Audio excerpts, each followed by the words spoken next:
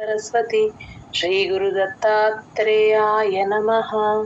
श्री गणपति सच्चिदानंद सद्गुरुभ्यो नमः। दत्तात्रेय समारंभां नृसिंहादिकमध्यमां सच्चिदानंद पर्यन्तां वन्दे गुरुपरम्परां। गणपति गुरुमेकं सच्चिदानन्दरूपं विबुधनिवह सेव्यं योगमार्गाधिरूढम् संघात्रिवज्रं मम हृदय निवासं भक्तिनम्रो नमामि। वसुदेवसुतं देवं कंसचाणूरमर्दनं देवकी परमानन्दं कृष्णं वन्दे जगद्गुरुं। श्री श्री श्री गणपति सच्चिदानंद सद्गुरुभ्यो नमः। जय गुरुदत्त। ఫిఫ్త్ చాప్టర్ 9th శ్లోకం తీసుకోండి అందరు. 5వ అధ్యాయం కర్మ సన్యాస యోగం 9వ శ్లోకం.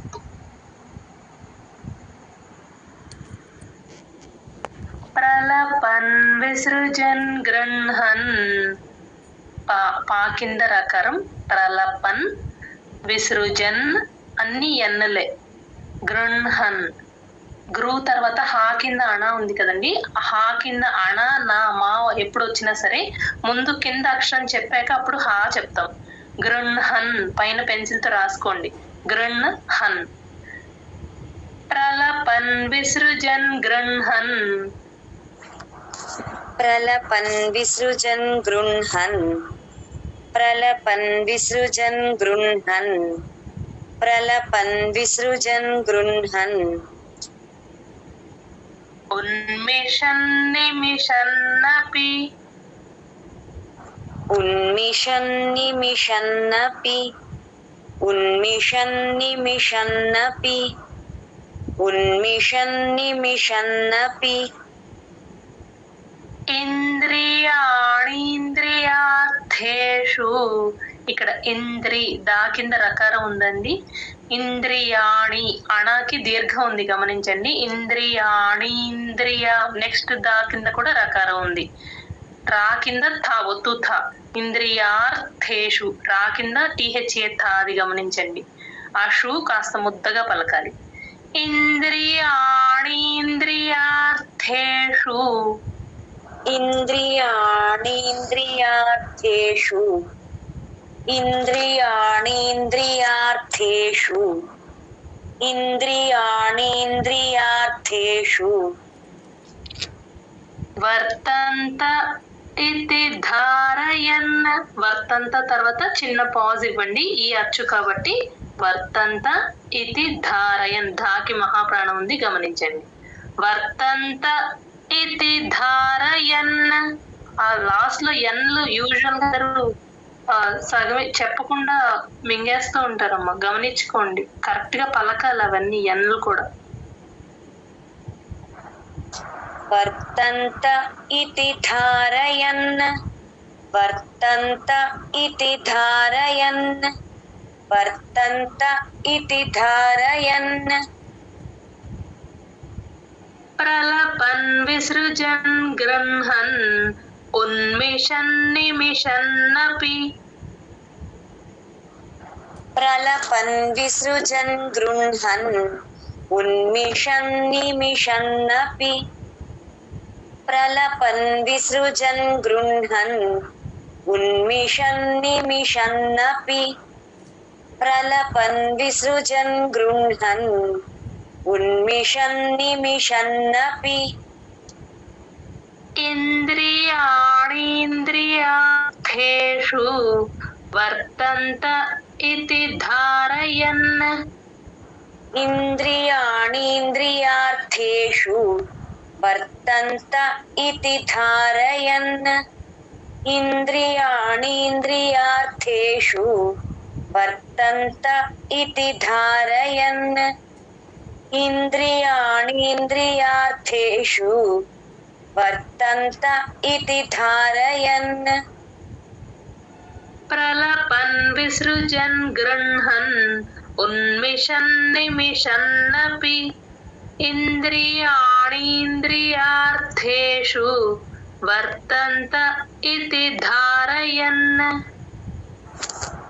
ప్రలపన్ విసృజన్ గృహన్ उन्मिषन्निमिषन्नपि इन्द्रियाणीन्द्रियार्थेषु वर्तन्त इति धारयन् प्रलपन् विसृजन् गृह्णन् उन्मिषन्निमिषन्नपि इन्द्रियाणीन्द्रियार्थेषु वर्तन्त इति धारयन् प्रलपन् विसृजन् गृह्णन् उन्मिषन्निमिषन्नपि इन्द्रियाणीन्द्रियार्थेषु वर्तन्त इति धारयन् प्रलपन् विसृजन् गृह्णन् उन्मिषन्निमिषन्नपि इन्द्रियाणीन्द्रियार्थेषु वर्तन्त इति धारयन्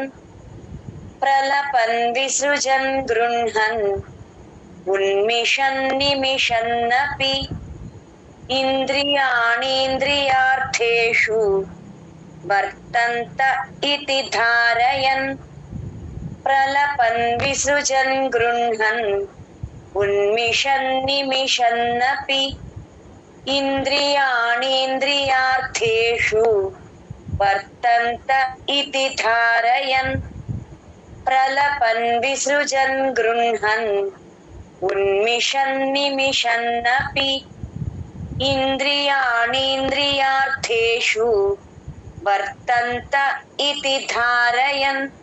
జై గురుదత్తన్న. 10వ శ్లోకం, శ్లోక నెంబర్ 10. బ్రహ్మణ్యాధాయ కర్మాణి. ఇక్కడ బ్రహ్మ ఎప్పుడు వచ్చినా సరే BRAMHA మా ముందు చెప్పి తర్వాత హా చెప్పాలి. బ్రహ్మణ్య అనాకి యావత్తు క్లియర్ గా వినిపించేటట్టు పలకాలి. బ్రహ్మణ్య అనేయకూడదు. బ్రహ్మణ్య యా వినిపించాలి క్లియర్ గా. ధాకి మహాప్రాణం ఉంది గమనించండి. బ్రహ్మణ్యాధాయ కర్మాణి. ఆ అణాలు ఎక్కడొచ్చినా సరే టంగ్ ట్విస్ట్ చేసి మీ అప్పర్ జాకి టచ్ చేయండి, అప్పుడు అణా క్లియర్ గా వినిపిస్తుంది.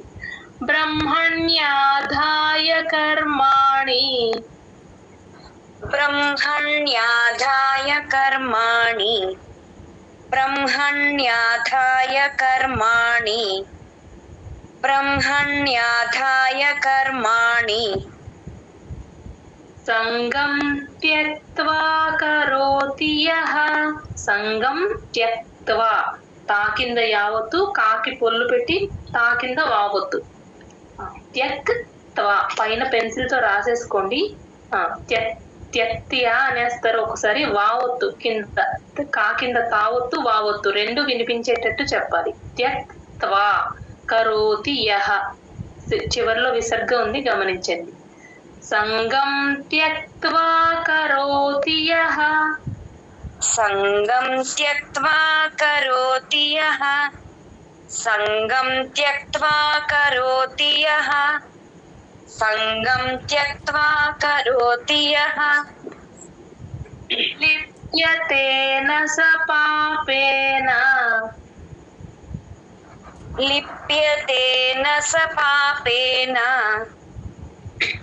లిప్యతేన స పాపేన. లిప్యతేన స పాపేన. పద్మపత్రమివాంభస. పద్మపత్ర ఆ పాకి తాని జాయిన్ చేసి చెప్పాలి. రకారం ఎక్కడున్నా సరే పత్ర పత్ర అనేయకూడదు. పత్ర డిఫరెన్స్ కనిపించాలి సంయుక్తాక్షరాలు ఎప్పుడు వచ్చినా సరే. ఎస్పెషల్ గా రకారం ఎక్కడొచ్చినా సరే పత్రాకి డిఫరెన్స్ గమనించుకోండి. పద్మపత్రమివాంభస. పద్మపత్రమివాంభస. పద్మపత్రమివాంభస. పద్మపత్రమివాంభస. పద్మపత్రమివాంభస. తా కొంచెం జాయిన్ చేయండి. పత్ర పద్మపత్రమివాంభస. ఇప్పుడు కరెక్ట్ గా వచ్చింది.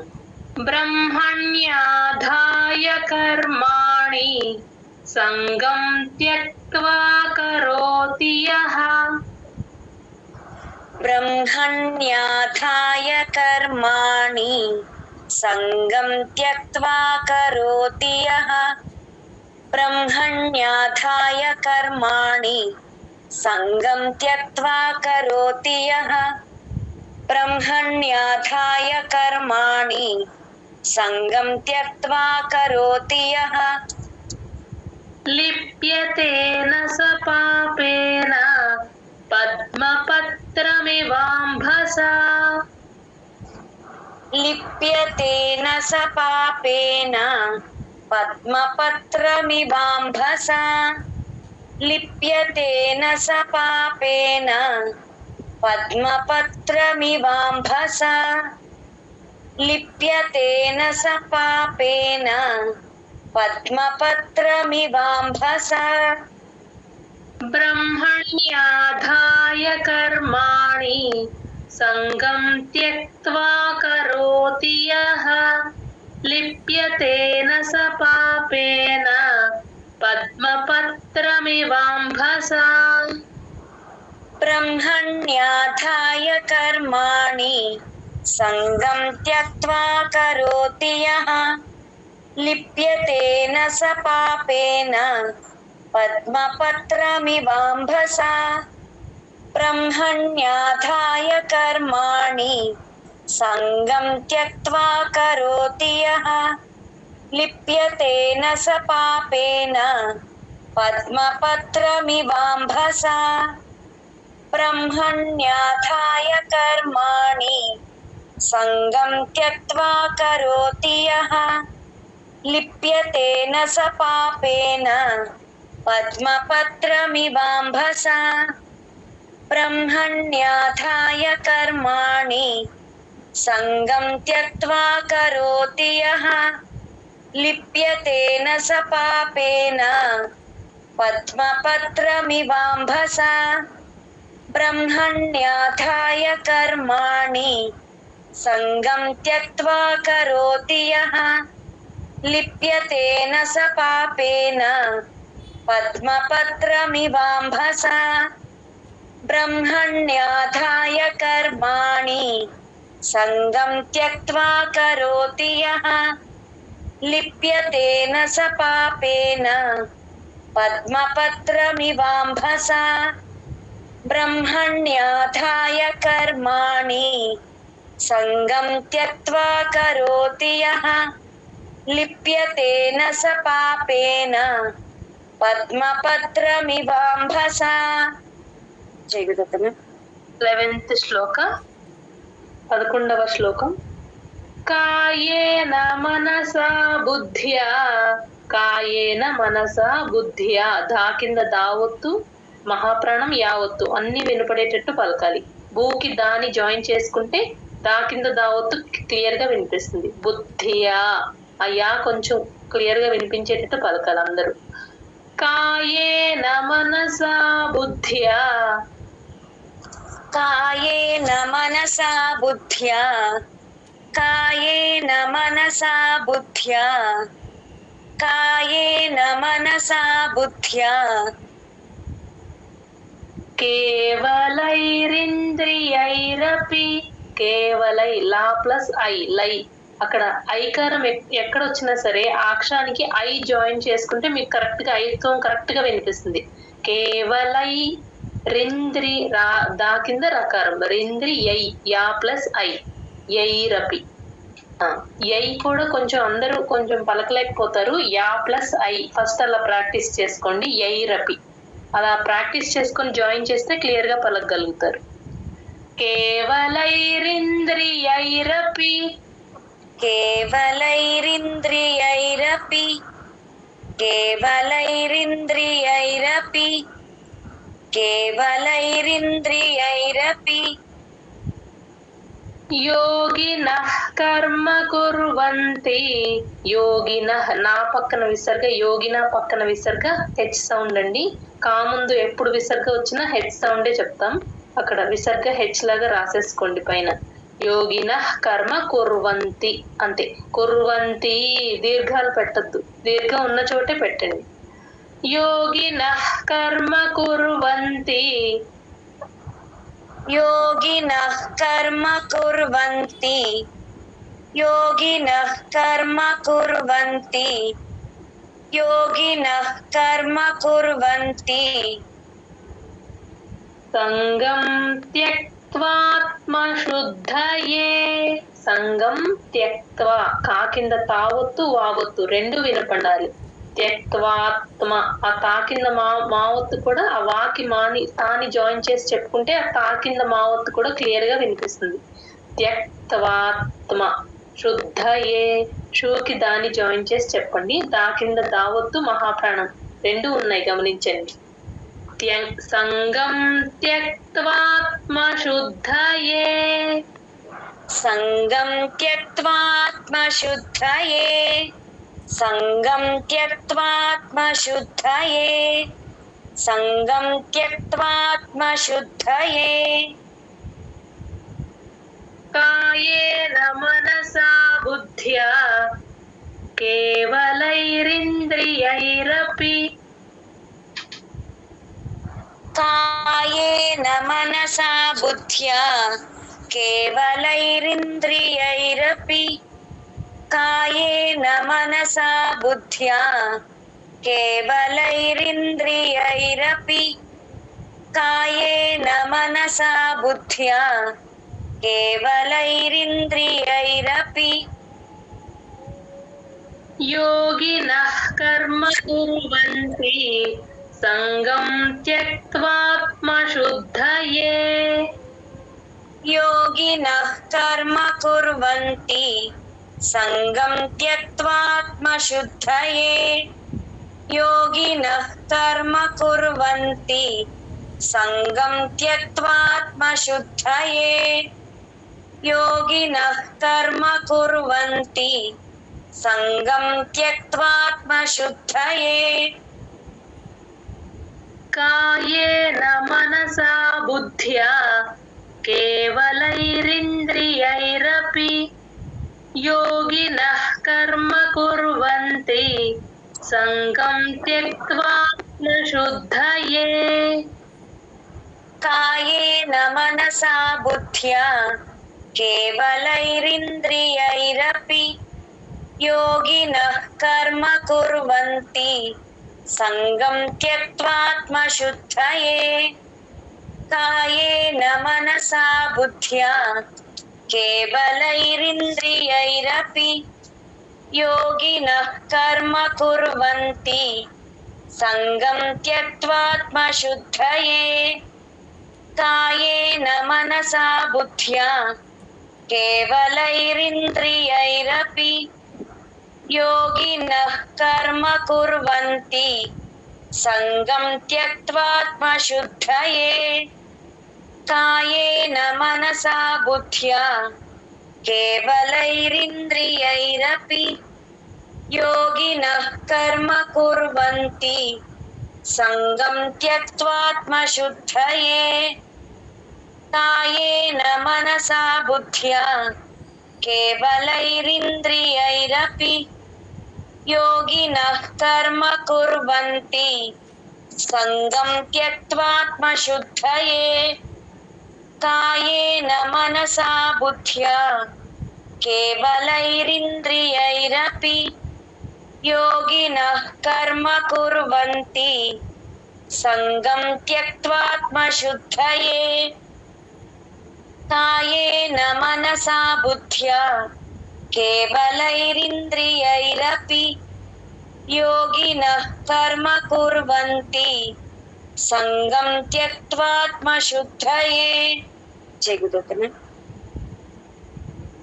శ్లోకం నెంబర్ 12 12వ శ్లోకం యుక్తః కర్మఫలం త్యక్త్వా యుక్తః కా కింద తావొత్తు యుక్త పక్కన విసర్గ హెచ్ సౌండ్ లాగా చెప్తాము విసర్గ స్ట్రైక్ చేసి హెచ్ అని రాసుకోండి యుక్తః కర్మఫలం ఆ పా కింద ఒత్తు ఎప్పుడు వచ్చినా పా అనకూడదు ఎఫ్ సౌండ్ రాకుండా ఫలం అంతే పాకి ఒత్తు పెడతాం అంతే మనం మామూలుగా ఇప్పటి వరకు ఫలం ఫలం అంటాము అలా అనకూడదు ఫలం అంతే త్యక్త్వా తా కింద యావత్తు త్యక్త్వా ఆ కాకి తాని జాయిన్ చేసి చెప్పాలి త్యక్త్వా అనేకూడదు త్యక్త్వా క్లియర్ గా వినిపించాలి కా కింద తావొత్తు వావొత్తు युक्तः कर्मफलं त्यक्त्वा युक्तः कर्मफलं त्यक्त्वा युक्तः कर्मफलं त्यक्त्वा युक्तः कर्मफलं त्यक्त्वा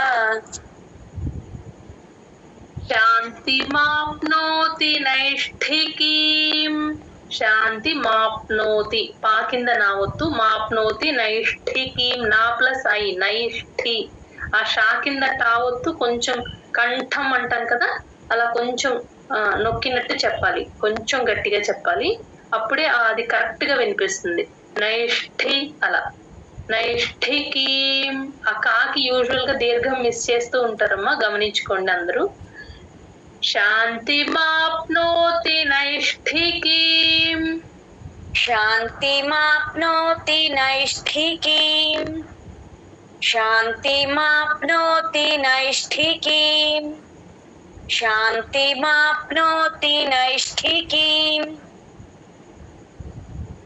అయుక్తః కామకారేణ అయుక్త పక్కన విసర్గ హెచ్ సౌండ్ కా ముందు ఎప్పుడు విసర్గ వచ్చినా హెచ్ సౌండ్ పెట్టుకుంటాం ఆ విసర్గని స్ట్రైక్ చేసి హెచ్ అని రాసుకోండి అయుక్త అలా గాలి బయటికి వదలాలి హ అన్నప్పుడు అయుక్త కామకారేణ అణ అంతే ఆ కామకారేణ దీర్ఘాలు పెట్టద్దు కట్ చేసేయండి అయుక్త కామకారేణ अयुक्तः कामकारेण अयुक्तः कामकारेण अयुक्तः कामकारेण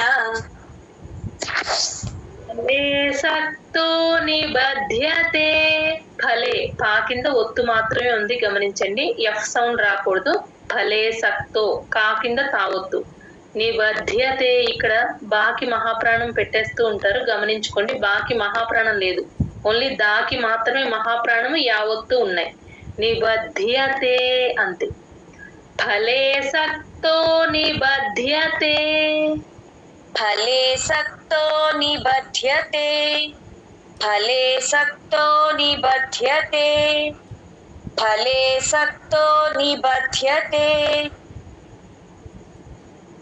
युक्तः कर्मफलं त्यक्त्वा शान्तिमाप्नोति नैष्ठिकीम् युक्तः कर्मफलं त्यक्त्वा शान्तिमाप्नोति नैष्ठिकीम् युक्तः कर्मफलं त्यक्त्वा शान्तिमाप्नोति नैष्ठिकीम् युक्तः कर्मफलं त्यक्त्वा शान्तिमाप्नोति नैष्ठिकीम् अयुक्तः कामकारेण फले सक्तो निबध्यते अयुक्तः कामकारेण फले सक्तो निबध्यते अयुक्तः कामकारेण फले सक्तो निबध्यते अयुक्तः कामकारेण फले सक्तो निबध्यते युक्तः कर्मफलं त्यक्त्वा शान्तिमाप्नोति नैष्ठिकीम् अयुक्तः कामकारेण फले सक्तो निबध्यते युक्तः कर्मफलं त्यक्त्वा शान्तिमाप्नोति नैष्ठिकीम् अयुक्तः कामकारेण फले सक्तो निबध्यते युक्तः कर्मफलं त्यक्त्वा शान्तिमाप्नोति नैष्ठिकीम् अयुक्तः कामकारेण फले सक्तो निबध्यते युक्तः मैम తప్పు చెప్పాను శాంతి షాకి కొంచెం దీర్ఘం ఎక్స్టెండ్ చేయండి అమ్మా శాంతి ఓకే మ్యామ్ युक्तः कर्मफलं त्यक्त्वा शान्तिमाप्नोति नैष्ठिकीम् अयुक्तः कामकारेण फले सक्तो निबध्यते युक्तः कर्मफलं त्यक्त्वा शान्तिमाप्नोति नैष्ठिकीम् अयुक्तः कामकारेण फले सक्तो निबध्यते युक्तः कर्मफलं त्यक्त्वा शान्तिमाप्नोति नैष्ठिकीम् अयुक्तः कामकारेण फले सक्तो निबध्यते युक्तः कर्मफलं त्यक्त्वा शान्तिमाप्नोति नैष्ठिकीम् अयुक्तः कामकारेण फले सक्तो निबध्यते युक्तः कर्मफलं त्यक्त्वा शान्तिमाप्नोति नैष्ठिकीम् अयुक्तः कामकारेण फले सक्तो निबध्यते. जय गुरुदत्त मैम. శ్లోక నెంబర్ 13 13వ శ్లోకం. సర్వకర్మాణి మనసా, సర్వకర్మాణి అనా క్లియర్ గా వినిపించాలి. సర్వకర్మాణి మనసా, सर्वकर्माणि मनसा सर्वकर्माणि मनसा सर्वकर्माणि मनसा సన్యస్యాస్తే సుఖం వశి. సన్యా నా కింద నా ఒత్తు యా ఒత్తు క్లియర్ గా వినిపించాలి. సాకి నాని జాయిన్ చేసి చెప్తే నా కింద నా ఒత్తు క్లియర్ గా వినిపిస్తుంది. సన్యా ఓకేనా. యూజువల్ గా నా కింద నా ఒత్తు వదిలేసి చెప్తూ ఉంటారమ్మా. నా ఒత్తు యా ఒత్తు రెండు వినపడేటట్టు చెప్పాలి. సన్యా సన్యస్యాస్తే ఆ సా కింద యా ఒత్తు కూడా క్లియర్ గా వినిపించాలి. సన్యస్యాస్తే చివర్లో సా కింద తా ఒత్తు కూడా ఉంది గమనించండి. సుఖం వశి, సుఖం ఒత్తు ఖ, ఖడ్గం అంటాం కదా ఆ ఖ మహాప్రాణం ఉంది గమనించండి. సుఖం సుఖం అనేస్తారు. సుఖం మహాప్రాణం పడాలి, వినిపించాలి అక్కడ. సన్యస్యాస్తే సుఖం వశి, సన్యస్యాస్తే సుఖం వశి సన్యస్యాస్తే సుఖం వశి సన్యస్యాస్తే సుఖం వశి నవద్వారే పురే దేహి. నవద్వారే ఆ దా కింద వావత్తు ఉంది కదా కాబట్టి సంయుక్తాక్షరం కాబట్టి వాకి దాన్ని జాయిన్ చేసి చెప్పాలి. నవద్ నవద్ అని తీసుకుంటేనే అప్పుడు మీకు ఆ దా కింద వావత్తు క్లియర్ గా వినిపిస్తుంది. నవద్వారే అనేకూడదు. నవద్వారే డిఫరెన్స్ గమనించుకోండి. నవద్వారే పురే దేహి, దేహి దిహికి దీర్ఘం ఉందమ్మా ఇక్కడ గమనించుకోండి. నవద్వారే పురే దేహి, నవద్వారే పురే దేహి నవద్వారే పురే దేహి నవద్వారే పురే దేహి నైవ కుర్వన్న కారయన్, నైవ కుర్వన్న కారయన్ నైవ కుర్వన్న కారయన్ నైవ కుర్వన్న కారయన్ సర్వకర్మాణి మనసా సన్యస్యాస్తే సుఖం వశి.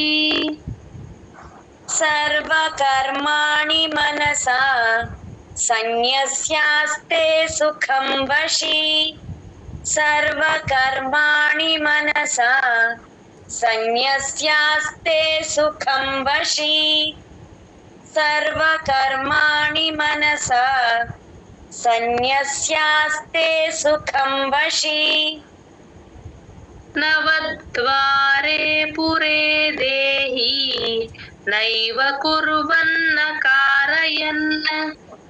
నవద్వారే పురే దేహి నైవ కుర్వన్న కారయన్ నవద్వారే పురే దేహి నైవ కుర్వన్న కారయన్ నవద్వారే పురే దేహి నైవ కుర్వన్న కారయన్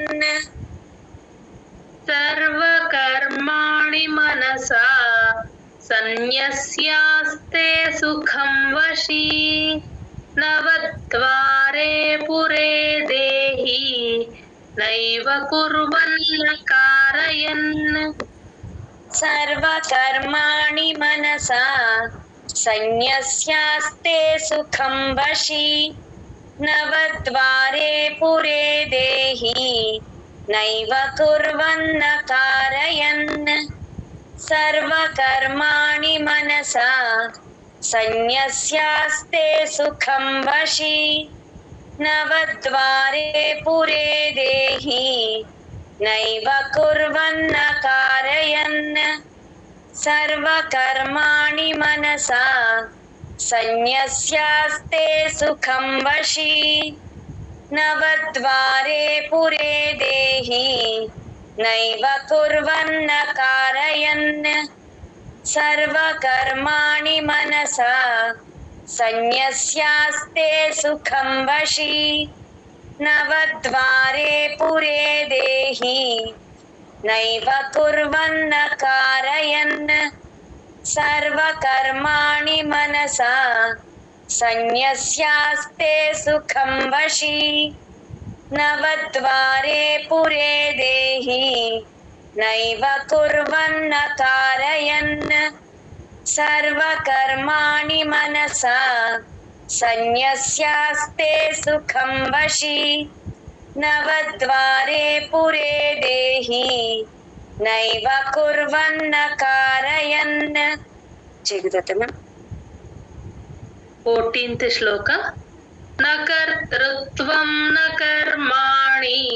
నకర్తృత్వం ఆ రా కింద తావొత్తు వట్రసుడి ఉన్నాయండి. కర్తృ పైన పెన్సిల్ తో రాసేసుకోండి. కర్ రాకి పొల్లు పెడతాం. కర్తృ తాకి వట్రసుడి. కర్తృత్వం ఆ త్రు చాలా తేలిగ్గా చెప్పాలి. వట్రసుడు ఎక్కడున్నా సరే స్ట్రెస్ అస్సలు ఇవ్వకూడదు. నెక్స్ట్ ఆ తా కింద వావొత్తు మాత్రం కర్తృత్ అలా పట్టుకొని చెప్పాలి. ముందు అక్షరానికి జాయిన్ చేసి చెప్తాం. ఎక్కడ సంయుక్తాక్షరం ఉన్నా కూడా ముందక్షరానికి జాయిన్ చేస్తేనే ఆ కింద ఒత్తు మీకు క్లియర్ గా వినిపిస్తుంది. నకర్తృత్వం నకర్మాణి. నకర్తృత్వం నకర్మాణి. నకర్తృత్వం నకర్మాణి. నకర్తృత్వం నకర్మాణి. లోకస్య సృజతి ప్రభుః. లోకస్య ఆ సా కింద యావత్తు క్లియర్ గా వినిపించాలి. లోకస్య సృజతి ఆ సృ తేలిగ్గా చెప్పాలి. వట్రసుడు ఎక్కడున్నా సరే అస్సలు స్ట్రెస్ ఇవ్వకూడదు. లోకస్య సృజతి ప్రభుః ఆ పా కింద రకారం ఉంది కాబట్టి ఆ తీకి పాని జాయిన్ చేసి చెప్పండి. తిప్ ప్రభుః అలా రావాలి. లోకస్య సృజతి ప్రభుః. లోకస్య సృజతి ప్రభుః. లోకస్య సృజతి ప్రభుః. లోకస్య సృజతి ప్రభుః. ఇక్కడ ప్రభుః భూకి మహాప్రాణం ఆ విసర్గ హూ అవుతుంది. పెన్సిల్ తో రాసేసుకోండి అక్కడ. నకర్మ ఫల సంయోగం. నకర్మ ఫల పాకి ఒత్తు మాత్రమే ఉందండి గమనించండి.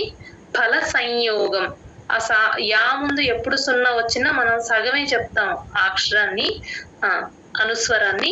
సంయోగం నాసిల్ సౌండ్ వస్తుంది అలా ముక్కుతో పలుకుతాం.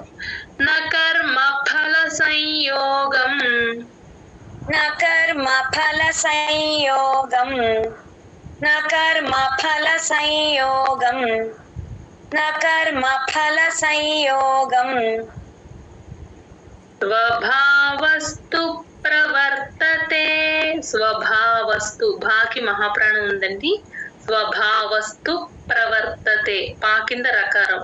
స్వభావస్తు ఆ తాకి పాని జాయిన్ చేసి చెప్పాలి. స్వభావస్తు ప్రవర్తతే ఆ పా కింద రకారం ఎప్పుడు వచ్చినా సరే రెండు లిప్స్ క్లోజ్ చేసి మీరు లోపల వైపు చెప్తే కరెక్ట్ గా ఆ పా కింద రకారం క్లియర్ గా వినిపిస్తుంది. అదర్వైజ్ స్వభావస్తు ప్రవర్తతే అలా అనేస్తారు. అలా కాకుండా స్వభావస్తు ప్రవర్తతే అలా క్లియర్ గా వినిపించాల రకారాలు ఎక్కడున్నా సరే. స్వభావస్తు ప్రవర్తతే. స్వభావస్తు ప్రవర్తతే. స్వభావస్తు ప్రవర్తతే. స్వభావస్తు ప్రవర్తతే. न कर्तृत्वं न कर्माणि लोकस्य सृजति प्रभुः न कर्तृत्वं न कर्माणि लोकस्य सृजति प्रभुः न कर्तृत्वं न कर्माणि लोकस्य सृजति प्रभुः न कर्तृत्वं न कर्माणि लोकस्य सृजति प्रभुः न कर्मफलसंयोगं स्वभावस्तु प्रवर्तते न कर्मफलसंयोगं स्वभावस्तु प्रवर्तते न कर्मफलसंयोगं स्वभावस्तु प्रवर्तते न कर्मफलसंयोगं स्वभावस्तु प्रवर्तते न कर्तृत्वं न कर्माणि लोकस्य सृजति प्रभुः न कर्मफलसंयोगं स्वभावस्तु प्रवर्तते न कर्तृत्वं न कर्माणि लोकस्य सृजति प्रभुः न कर्मफलसंयोगं स्वभावस्तु प्रवर्तते न कर्तृत्वं न कर्माणि लोकस्य सृजति प्रभुः न कर्मफलसंयोगं स्वभावस्तु प्रवर्तते न कर्तृत्वं न कर्माणि लोकस्य सृजति प्रभुः न कर्मफलसंयोगं स्वभावस्तु प्रवर्तते न कर्तृत्वं न कर्माणि लोकस्य सृजति प्रभुः न कर्मफलसंयोगं स्वभावस्तु प्रवर्तते न कर्तृत्वं न कर्माणि लोकस्य सृजति प्रभुः न कर्मफलसंयोगं स्वभावस्तु प्रवर्तते न कर्तृत्वं न कर्माणि लोकस्य सृजति प्रभुः न कर्मफलसंयोगं स्वभावस्तु प्रवर्तते न कर्तृत्वं न कर्माणि लोकस्य सृजति प्रभुः न कर्मफलसंयोगं स्वभावस्तु प्रवर्तते. जय गुरुदेव. 15వ శ్లోకం శ్లోక నెంబర్ 15 నాదత్తే కస్యచిత్ పాపం నాదత్తే తా కింద తావొత్తుంది కస్య సా కింద యావొత్తు క్లియర్ గా వినిపించాలి ఆ చిత్ ఆ తాకి పొల్లు పెట్టినప్పుడు యూజువల్ గా అది వదిలేస్తూ ఉంటారు కస్య చిత్ ఆ తా కూడా వినిపించాలి ప్రతి అక్షరం క్లియర్ గా వినిపించేటట్టు చెప్పండి నాదత్తే కస్యచిత్ పాపం నాదత్తే కస్యచిత్ పాపం నాదత్తే కస్యచిత్ పాపం నాదత్తే కస్యచిత్ పాపం నచైవ సుకృతం విభుః నచైవ చా ప్లస్ ఐ చై చైవ సుకృతం ఆ క్రూ తేల్చి చెప్పాలి కాని జాయిన్ చేయకూడదు వట్రసుడు ఎక్కడున్నా సరే చాలా తేలిగ్గా చెప్పాలి అస్సలు స్ట్రెస్ పడకూడదు సుకృతం అంతే నచైవ సుకృతం విభుః అక్కడ భాకి మహాప్రాణం ఉంది చూడండి గమనించండి ఆ విసర్గ హూ అవుతుంది విభుః పెన్సిల్ తో రాసేసుకోండి నచైవ సుకృతం విభుః నచైవ సుకృతం విభుః నచైవ సుకృతం విభుః నచైవ సుకృతం విభుః అజ్ఞానేనావృతం జ్ఞానం ఈ జ్ఞాలు ఎక్కడొచ్చినా సరే క్లియర్ గా వినిపించేటట్టు చెప్పాలి GNYA జ్ఞా యాతో ఎండ్ అయ్యేటట్టు చూసుకోండి అజ్ఞానే నావృతం ఆ వృ తేలిగ్గా చెప్పాలి నావృతం జ్ఞానం అంతే అజ్ఞానేనావృతం జ్ఞానం అజ్ఞానేనావృతం జ్ఞానం అజ్ఞానేనావృతం జ్ఞానం అజ్ఞానేనావృతం జ్ఞానం తేన ముహ్యంతి జంతవః తేన ఇది తేనే అనేస్తారు గమనించుకోండి నా అది తేన ముహ్యంతి ఆ హా కింద యావత్తు ఎప్పుడు వచ్చినా సరే ముహ్ ఆ మూకి హాని జాయిన్ చేసుకుంటే యావత్తు క్లియర్ గా వినిపిస్తుంది ముహ్యంతి తేన ముహ్యంతి జంతవః తేన ముహ్యంతి జంతవః తేన ముహ్యంతి జంతవః తేన ముహ్యంతి జంతవః నాదత్తే కస్యచిత్ పాపం నచైవ సుకృతం విభుః నాదత్తే కస్యచిత్ పాపం నచైవ సుకృతం విభుః నాదత్తే కస్యచిత్ పాపం నచైవ సుకృతం విభుః నాదత్తే కస్యచిత్ పాపం నచైవ సుకృతం విభుః అజ్ఞానేనావృతం జ్ఞానం తేన ముహ్యంతి జంతవః అజ్ఞానేనావృతం జ్ఞానం తేన ముహ్యంతి జంతవః అజ్ఞానేనావృతం జ్ఞానం తేన ముహ్యంతి జంతవః అజ్ఞానేనావృతం జ్ఞానం తేన ముహ్యంతి జంతవః నాదత్తే కస్యచిత్ పాపం నచైవ సుకృతం విభుః అజ్ఞానేనావృతం జ్ఞానం తేన ముహ్యంతి జంతవః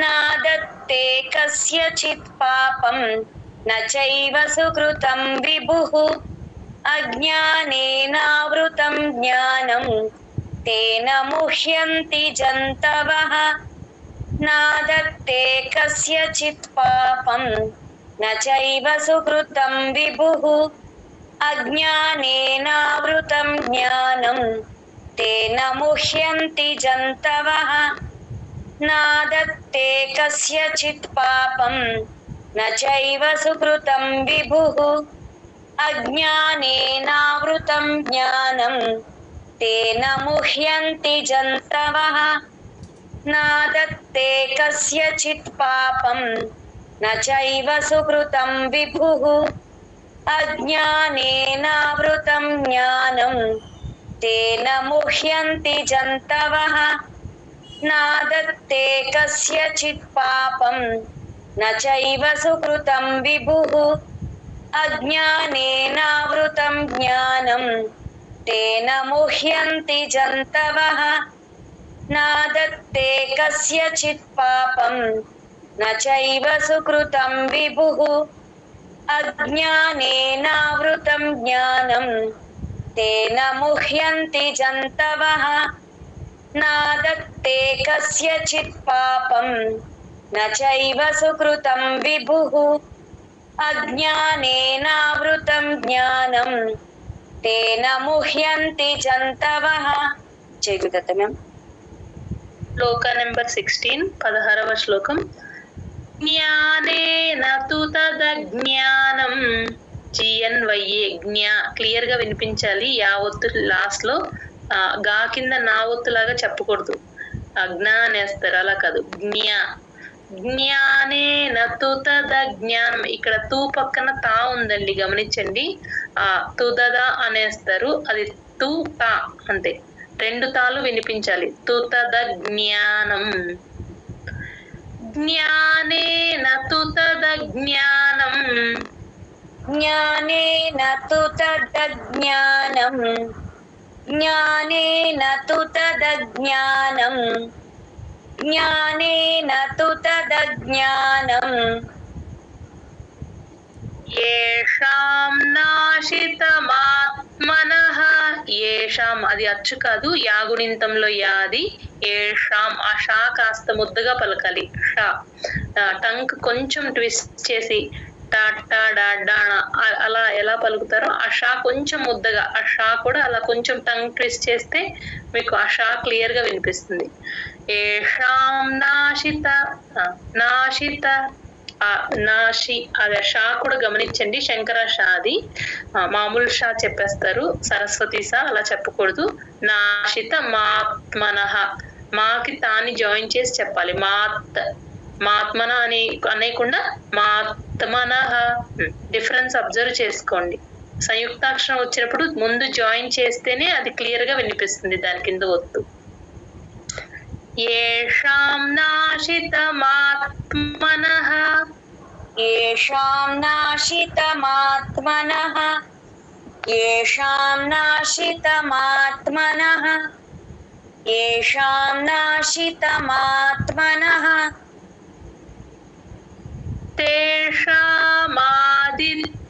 తేషామాదిత్యవజిజ్ఞానం తేషా ఆశా కాస్త ముద్దగా పలకాలి తేషామాదిత్య ఆ తా కింద యావత్తు కూడా క్లియర్ గా వినిపించాలి మాదిత్య వజ్ జ్ఞానం ఈ జా వచ్చినప్పుడు యూజువల్ గా జెడ్ సౌండ్ చేస్తారు అలా చేయకూడదు వజ్ అంతే సరిపోతుంది తేషామాదిత్యవజిజ్ఞానం तेषामादित्यवजिज्ञानं तेषामादित्यवजिज्ञानं तेषामादित्यवजिज्ञानं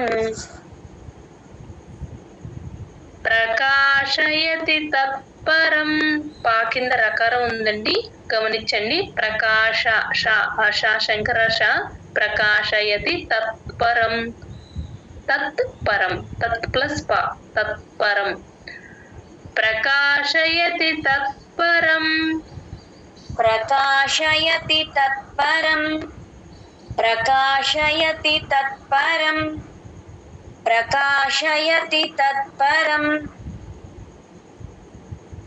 జ్ఞానేన తు తదజ్ఞానం యేషాం నాశితమాత్మనః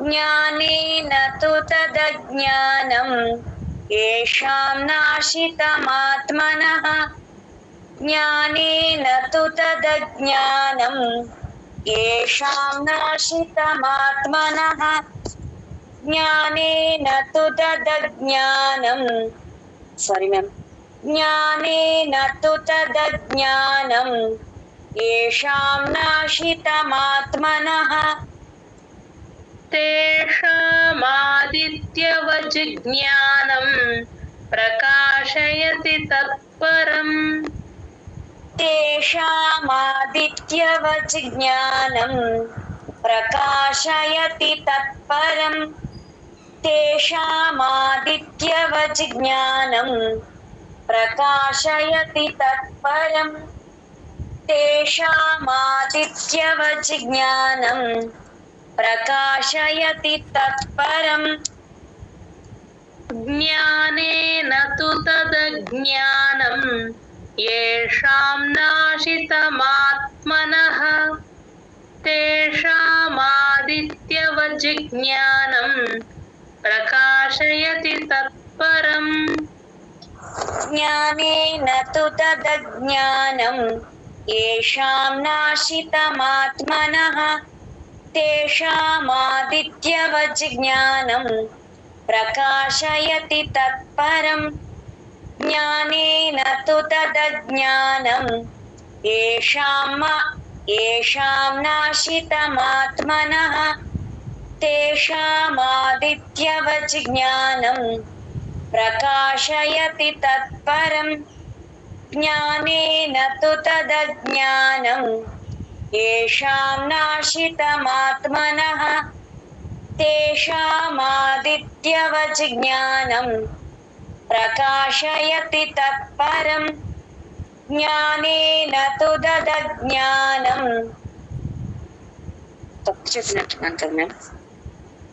ज्ञानेन तु तदज्ञानं येषां नाशितमात्मनः तेषामादित्यवत् ज्ञानं प्रकाशयति तत्परम् ज्ञानेन तु तदज्ञानं येषां नाशितमात्मनः तेषामादित्यवत् ज्ञानं प्रकाशयति तत्परम् ज्ञानेन तु तदज्ञानं येषां नाशितमात्मनः तेषामादित्यवत्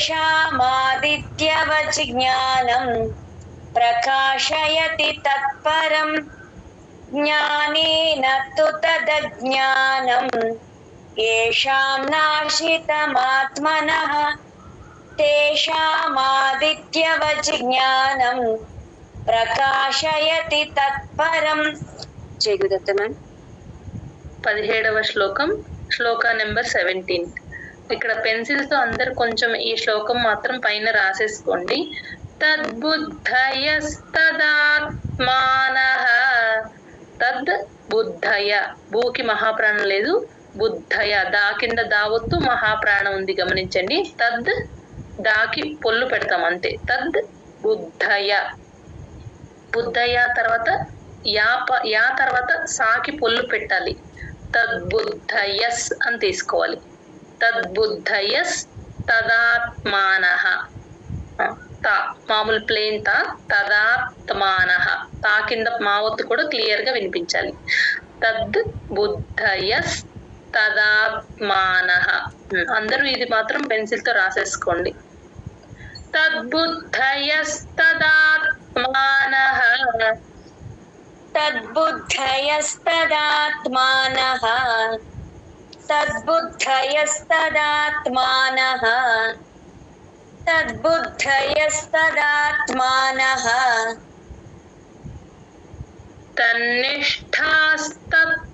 తన్నిష్ఠాస్తత్పరాయణాః. తన్ని నా కింద నా ఒత్తుందండి గమనించుకోండి. తాకి నాని జాయిన్ చేసి చెప్పాలి. తన్ని నా కింద నా ఒత్తు పడేటట్టే చెప్పాలి. తన్నిష్ఠ ఆ షా కింద ఒత్తు ఠ, కంఠం అంటాం కదా ఆ ఠ. తన్నిష్ఠాస్ ఇక్కడ కూడా సాకి పొల్లు పెడతాం. తన్నిష్ఠాస్ తత్పరాయణాః. ఇది కూడా రాసేసుకోండి పెన్సిల్ తో. తన్నిష్ఠాస్ తత్పరాయణాః. తన్నిష్ఠాస్తత్పరాయణాః. తన్నిష్ఠాస్తత్పరాయణాః. తన్నిష్ఠాస్తత్పరాయణాః. తన్నిష్ఠాస్తత్పరాయణాః. గచ్చంత్య పునరావృత్తిం. ఇక్కడ గచ్చంత్య ఆ చా కింద చావొత్తు మహాప్రాణం మాత్రమే ఉంది గమనించండి. యావత్తు లేదు. గచ్చంత్య ఆ తా కింద మాత్రమే యావత్తుంది. గాకి చాని జాయిన్ చేసి చెప్పాలి. చా కింద చావత్తు ఎప్పుడు వచ్చినా సరే ఒక్కసారి గాలి వదలాలి. గచ్చ అలా చా అంటేనే మీకు మహాప్రాణం వినిపిస్తుంది. గచ్చంత్య ఆ తా కింద యావత్తు కూడా క్లియర్ గా వినిపించాలి. పునరావృత్తిం ఆ వృ తేల్చి చెప్పాలి. వట్రసుడు ఉంది కాబట్టి పునరావృత్తిం. నెక్స్ట్ ఆ తా కింద తావొత్తుంది గమనించండి. తీ కింద తావొత్తు. వృత్తిం. అత్త అని ఎలా అంటామో ఆ తా అలా పలకాలి. వృత్తిం. గచ్చంత్య పునరావృత్తిం. గచ్చంత్య పునరావృత్తిం. గచ్చంత్య పునరావృత్తిం. గచ్చంత్య పునరావృత్తిం. జ్ఞాన నిర్ధూత కల్మషాః. జ్ఞాన GNYA జ్ఞాన నిర్ధూ అది దా అండి. తా కాదు, ఒత్తు తా పెట్టేస్తారు గమనించుకోండి. THA కాదు అది ధా. DHA ధా అంతే. మహాప్రాణం ఉంది. నిర్ధూత నిర్ధూత కల్మషాః అంతే. జ్ఞాన నిర్ధూత కల్మషాః. జ్ఞాన నిర్ధూత కల్మషాః. జ్ఞాన నిర్ధూత కల్మషాః. జ్ఞాన నిర్ధూత కల్మషాః. तद्बुद्धयस्तदात्मानः तन्निष्ठास्तत्परायणाः तद्बुद्धयस्तदात्मानः तन्निष्ठास्तत्परायणाः तद्बुद्धयस्तदात्मानः तन्निष्ठास्तत्परायणाः तद्बुद्धयस्तदात्मानः तन्निष्ठास्तत्परायणाः गच्छन्त्य पुनरावृत्तिं ज्ञाननिर्धूतकल्मषाः गच्छन्त्य पुनरावृत्तिं ज्ञाननिर्धूतकल्मषाः गच्छन्त्य पुनरावृत्तिं ज्ञाननिर्धूतकल्मषाः गच्छन्त्य पुनरावृत्तिं ज्ञाननिर्धूतकल्मषाः तद्बुद्धयस्तदात्मानः तन्निष्ठास्तत्परायणाः गच्छन्त्य पुनरावृत्तिं ज्ञाननिर्धूतकल्मषाः तद्बुद्धयस्तदात्मानः तन्निष्ठास्तत्परायणाः गच्छन्त्य पुनरावृत्तिं ज्ञाननिर्धूतकल्मषाः तद्बुद्धयस्तदात्मानः तन्निष्ठास्तत्परायणाः गच्छन्त्य पुनरावृत्तिं ज्ञाननिर्धूतकल्मषाः तद्बुद्धयस्तदात्मानः तन्निष्ठास्तत्परायणाः गच्छन्त्य पुनरावृत्तिं ज्ञाननिर्धूतकल्मषाः तद्बुद्धयस्तदात्मानः तन्निष्ठास्तत्परायणाः गच्छन्त्य पुनरावृत्तिं ज्ञाननिर्धूतकल्मषाः तद्बुद्धयस्तदात्मानः तन्निष्ठास्तत्परायणाः गच्छन्त्य पुनरावृत्तिं ज्ञाननिर्धूतकल्मषाः तद्बुद्धयस्तदात्मानः तन्निष्ठास्तत्परायणाः गच्छन्त्य पुनरावृत्तिं ज्ञाननिर्धूतकल्मषाः तद्बुद्धयस्तदात्मानः तन्निष्ठास्तत्परायणाः गच्छन्त्य पुनरावृत्तिं ज्ञाननिर्धूतकल्मषाः तद्बुद्धयस्तदात्मानः तन्निष्ठास्तत्परायणाः गच्छन्त्य पुनरावृत्तिं ज्ञाननिर्धूतकल्मषाः జై గురుదత్తమ్మ జై గురుదత్త బాగా రిపీట్ చేశారమ్మా. రిమైనింగ్ శ్లోకాస్ రేపు చెప్పుకుందాం. ఈ వీక్ 20 శ్లోకాస్ వరకు, రిమైనింగ్ 3 శ్లోకాస్ రేపు చెప్పుకుందాం. జై గురుదత్త. కావ్య గారు ఈ రోజు చెప్పిన శ్లోకాస్ ఒకసారి ఆర్డర్ లో చదువుతారమ్మా. జై గురుదత్తమ్మ. प्रलपन् विसृजन् गृह्णन् उन्मिषन् निमिषन्नपि इन्द्रियाणीन्द्रियार्थेषु वर्तन्त इति धारयन् ब्रह्मण्याधाय कर्माणि सङ्गं त्यक्त्वा करोति यः लिप्यते न स पापेन पद्मपत्रमिवाम्भसा कायेन मनसा बुद्ध्या केवलैरिन्द्रियैरपि योगिनः कर्म कुर्वन्ति सङ्गं त्यक्त्वात्मशुद्धये युक्तः कर्मफलं त्यक्त्वा शान्तिमाप्नोति नैष्ठिकीम् अयुक्तः कामकारेण फले सक्तो निबध्यते सर्वकर्माणि मनसा सन्न्यस्यास्ते सुखं वशी नवद्वारे पुरे देहि नैव कुर्वन्न कारयन् न कर्तृत्वं न कर्माणि लोकस्य सृजति प्रभुः न कर्मफलसंयोगं स्वभावस्तु प्रवर्तते नादत्ते कस्यचित् पापं न चैव सुकृतं विभुः अज्ञानेनावृतं ज्ञानं तेन मुह्यन्ति जन्तवः ज्ञानेन तु तदज्ञानं येषां नाशितमात्मनः तेषामादित्यवज्ज्ञानं प्रकाशयति तत्परम् तद्बुद्धयस्तदात्मानः तन्निष्ठास्तत्परायणाः गच्छन्त्य पुनरावृत्तिं ज्ञाननिर्धूतकल्मषाः. జై గురుదత్తమ్మ. జై గురుదత్తమ్మ. బాగా చదివారు.